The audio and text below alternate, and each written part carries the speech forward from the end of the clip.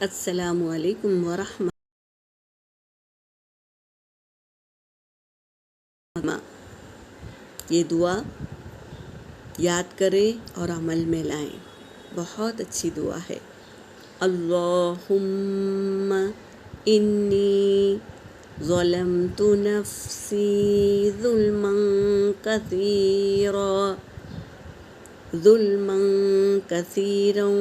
ولا يغفر الذنوب إلا أنت فاغفر لي من عندك مغفرة إنك أنت الغفور الرحیم۔